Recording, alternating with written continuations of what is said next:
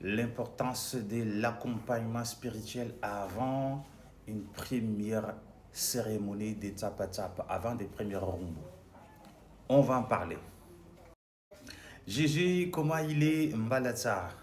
Aujourd'hui, je souhaite aborder un sujet important qui concerne les Tsumba et plus particulièrement les premières cérémonies d'évocation.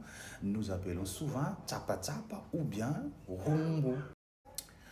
Beaucoup de personnes pensent que lorsqu'un adepte est appelé par un esprit, il suffit simplement d'organiser une cérémonie pour que tout ça se passe correctement. Pourtant, dans la tradition, il existe une étape fondamentale qui est parfois négligée: l'accompagnement et les conseils spirituels avant des cérémonies. Selon moi, avant même d'organiser un tapa-tap ou bien un rumbo, l'adepte devrait être correctement préparé et informé par un numbias ou bien un fondi compétent. Oui. Pourquoi? Parce qu'à partir du moment où une personne est appelée par des esprits, sa vie commence progressivement à changer. Elle est rentrée dans une relation spirituelle, particulièrement avec des entités, des ancêtres qui l'accompagnent.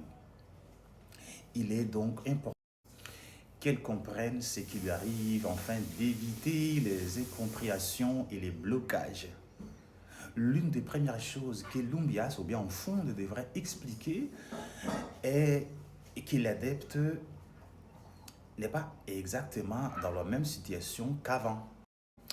Ils doivent apprendre à être attentifs aux signes, aux ressentis et aux messages qui peuvent lui être transmis. Il faut également expliquer une réalité que beaucoup ignorent. Lors de première manifestation du Tumba, l'état de transe n'est pas toujours complet. Oui, certaines personnes imaginent qu'être en transe signifie forcément perdre totalement connaissance ou s'évanouir. Non. Pourtant, dans le nombreux cas, n'est pas ce qui s'est produit. Il arrive que les personnes soient déjà présentes et commencent à communiquer de manière subtile. Par exemple, certaines personnes entendent intérieurement comme un nom, percevoir des paroles comme un murmure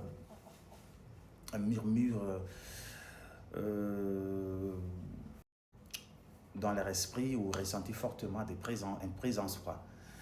Ces manifestations peuvent être les premiers signes de l'incorporation spirituelle.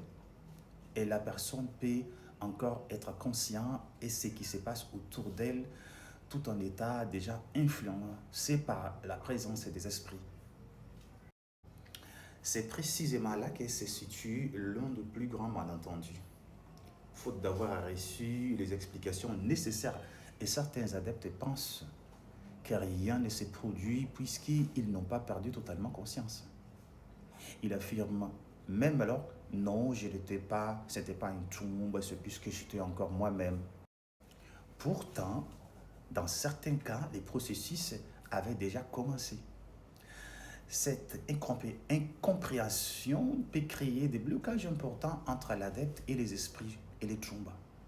Les esprits constatent parfois que la personne n'a pas été suffisamment préparée, ou une forme de méfiance peut alors s'installer, et ça va ralentir aussi le développement ou l'harmonie du Tsumba. Et c'est également pour cette raison que nos traditions prévoient des cérémonies de préparation, celles qu'on appelle les fangarem, ainsi que des cérémonies d'élévation connues sous le nom de Fandrengitre. C'est là on fait boire des tisanes au Tumba, on fait monter d'abord et après on fait boire des tisanes. Ces pratiques ont pour objectif de renforcer progressivement les liens entre les adeptes et les esprits, et corriger aussi certains déséquilibres et de favoriser une meilleure harmonie spirituelle. Lorsqu'elles sont réalisées correctement, cette étape permet souvent à la personne de retrouver davantage l'équilibre dans sa vie et davantage plus sereinement sur son chemin spirituel. Donc, je souhaite donc adresser un message aux Umbias ou bien aux Fundi. Prenons le temps d'expliquer ces processus aux personnes qui nous accompagnent. ne nous limite pas uniquement à l'organisation des cérémonies. La transmission des savoirs fait également partie de notre responsabilité. Et j'adresse également un message aux adeptes aussi. Lorsque vous êtes accompagné par une personne compétente, écoutez attentivement les conseils qu'ils vous ont donnés. Respecter les étapes, pose des questions lorsque vous ne comprenez pas quelque chose. Évitez de tirer des conclusions trop rapidement. Parce que parfois, ce n'est pas l'itoum qui est bloqué. C'est simplement le manque d'information qui empêche la personne de comprendre ce qu'elle est en train de vivre. Donc, merci à tous et à tous pour votre intention. N'hésitez pas à partager notre vidéo. C'est enfin de faire connaître la tradition ancestrale de Madagascar et encouragement de meilleure compréhension des processus liés aux esprits Tumba. À bientôt. Et n'oubliez surtout pas aussi d'utiliser des codes promo pour envoyer de l'argent depuis en France. Avec les TapTap5, bien évidemment.